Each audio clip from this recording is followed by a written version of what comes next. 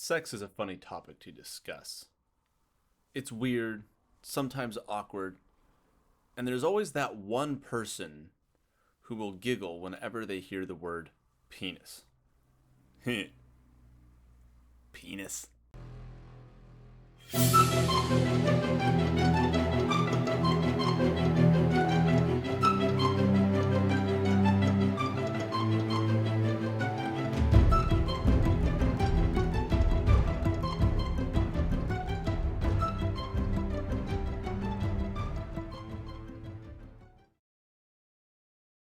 Sex was not a laughing matter growing up.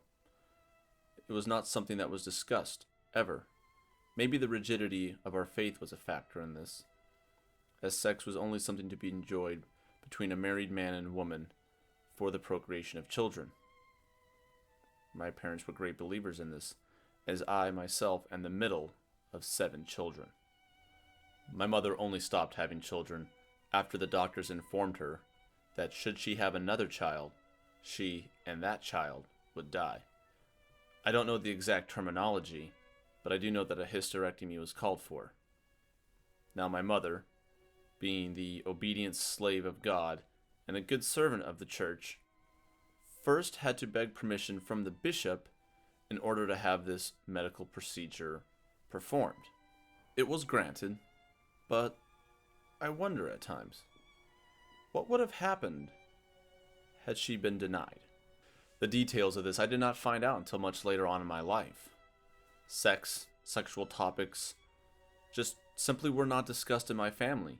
The birds and the bees talk did not happen. That we were not given any books on the matter, nor were we ever instructed on our changing bodies and the feelings that would come along with this. What a surprise then to a 13-year-old boy when hair began to sprout out of areas not normally associated with it, and body parts began to move seemingly on their own accord. I had only the vaguest idea of what was happening, only that it was impure to touch myself, and to have impure thoughts was a mortal sin for which I would burn for eternity. I didn't even know what impure thoughts were, only that I would burn in hell for them. But then as my body changed and I noticed in the JCPenney catalog there were pictures of women in lingerie, I got an inkling of an idea that impure thoughts had to do with something with undressed women. I knew what the anatomical differences were between men and women. As a young child, us kids would have to take baths together in order to save on water bills. I had dangly bits. My sisters didn't.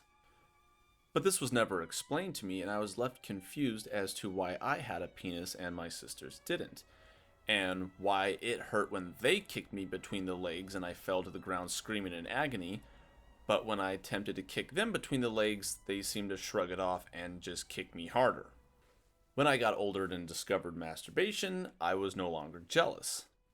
Side note, it's really awkward having to learn how to masturbate. I mean, I started off by just humping the bed, and then I kind of went on to rubbing my penis.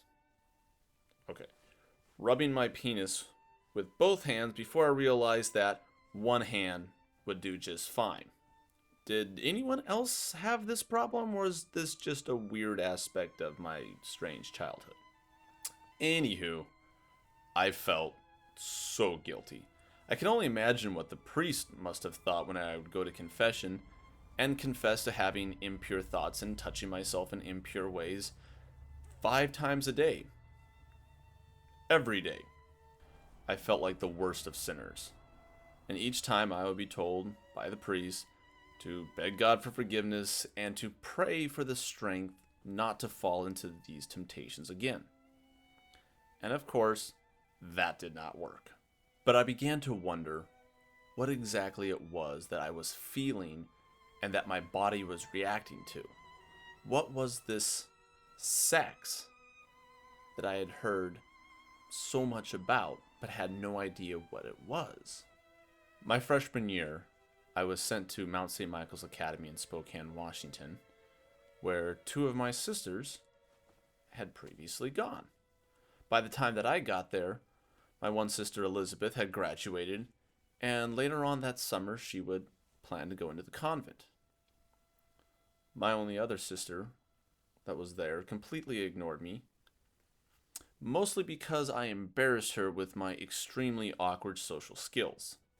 I made a few friends, and some of them were girls. I fell in love for the first time, but I still really had no idea what this sex thing that everyone was talking about. What was a blowjob? What was a hand job? What did any of this mean? After school was out, I spent the whole summer working and saving up enough money to buy a cheap Dell laptop. I paid for the dial up internet, and on the advice of a friend, I went looking to research sex. Now, mind you, I wanted to know the mechanics of reproduction. The 1960 edition of the World Book Encyclopedia just wasn't cutting it. But boy, oh boy, did the internet come through.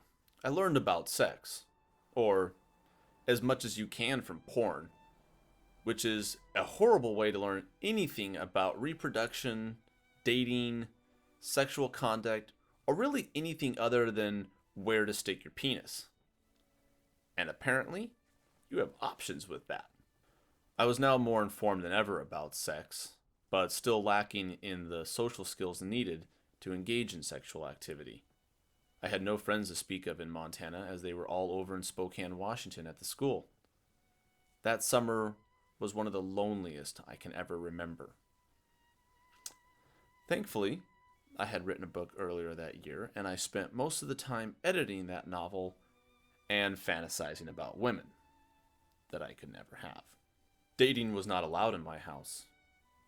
I remember my mother once telling me that she would not only choose my friends for me, but that she would also pick out a suitable Catholic girl for me to date and eventually, I presume, marry. Yay! That summer I turned 16 and I developed an attitude. I was not confrontational, but quietly rebellious. Confrontation in my household was something that was almost a guarantee of violence. A month before my 16th birthday, I received my last whipping from my mother. She only stopped when she realized that no matter how many blows she rained down, I didn't cry, and I didn't even flinch. I was still afraid of my mother, but I was no longer afraid of the pain she could inflict. When I went to school that fall, I was a very different person. I was 6 inches taller, 20 pounds heavier, and had gained quite a bit in maturity. I was still horribly awkward around girls, even with my newfound knowledge of sex, but I found that I was suddenly much more popular with the girls, and strangely enough, hated by the guys that weren't already my friends. I chalked it up to jealousy over my ravishingly good looks, until one of my friends informed me that she was perfectly okay with me being gay. Oh, thank you. Wait, what? Yup. People thought I was gay. To a 16-year-old boy desperate for females' attention and desires, at first I was horrified, until I became a confidant to them, a trusted friend. I figured it was better to be the gay friend to them than not to be a friend to them at all, which is what I would have been had they thought that I was just like all the other boys. Let's just say that several years later, having to explain to these same friends that in fact I was never gay led to some very awkward conversations. My bad. My sophomore year ended abruptly at the end of the second quarter when I was expelled for drinking. To be precise, I was expelled for stealing old altar wine, getting blackout drunk with another border boy, stumbling to my room, missing it by about 2 doors, falling down on top of a small Mexican monk who spoke very little English, apologizing to him, and then stumbling back to my own room, where I promptly passed out in a puddle of my own vomit. to this day, I still cannot drink wine. Worst hangovers ever. So I was sent home. Once again, I was a disgrace to my family. I didn't care.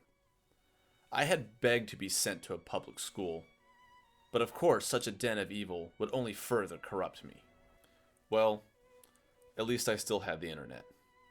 I didn't know it at the time, but I was on a crash course with destiny, and no one was at the wheel. Remember, I was a 16-year-old boy, and I was drowning in my own hormones. And people thought I was gay. That was hell on earth for me. And it was about to get worse. I was caught looking at a topless model online. The ironic part was, I was doing research on breast cancer and looking at a depiction of how a woman does a self-check for lumps. My third oldest sister, Margaret, the same sister that I went to school with and ignored me, caught me looking at this picture and freaked out. I was busted. This is the same sister that reported me to the principal my freshman year for writing fuck in a friend's yearbook. She reported me to the principal and I got 3 days suspension for that. There was no way she was not narking me out for looking at a topless woman. I waited all day for my parents to get home. I contemplated running away, but that was too much work. I contemplated suicide, but that was too final. I contemplated murder, but I didn't think I had the strength to overpower my sister. No, I would just have to confess to everything, tell them what I was doing, and then take a month of my mom calling me a horrible person again. Go to confession to the priests, and it would all blow over. Or so I thought.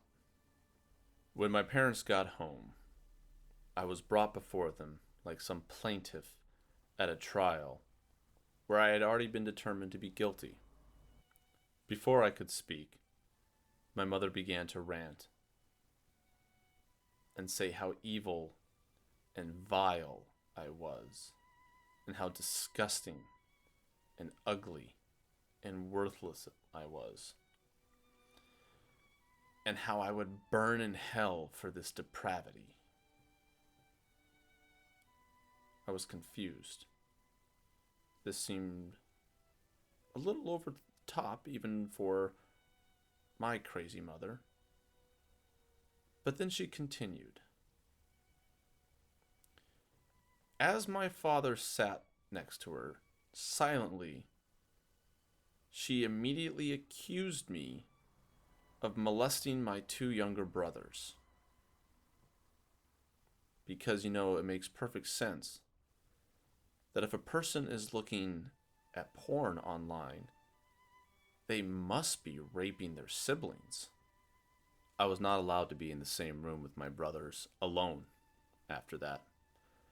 And I was immediately shipped off to a small, tiny, unaccredited school in Omaha, Nebraska, under the direct supervision of the bishop of the traditionalist order that the schools belonged to. I was furious and lashed out. They thought I was evil. I'd show them evil. I lasted 28 days in that school. I was caught smoking in the one-room classroom. I refused to do the homework. I wrote snarky poems about the uniform policy, which I refused to even consider following. And I cussed up a storm. I went to that school with a reputation, and I did not disappoint. Finally, I was kicked out. The reason? My parents were told that I was having sex with all of the girls in the school. This was accepted, even though they apparently forgot to realize that out of the 7 girls that were in that piss-poor excuse of a school, one of them was my youngest sister. When I heard this, I laughed. I was still a virgin at the time, and I would remain so until I was 18. This wasn't by choice. I genuinely thought that I was worthless. I thought I was damned forever, doomed to burn forever in hell, and that I was a horrible person that no one could ever love, and that no girl would ever even want. Funny thing is, when I lost my virginity in the backseat of my parents' Chevy Suburban to the Assembly of God pastor's granddaughter, at that moment, I actually felt more love and affection than I had ever felt from my parents in the past 18 years of my life. And I liked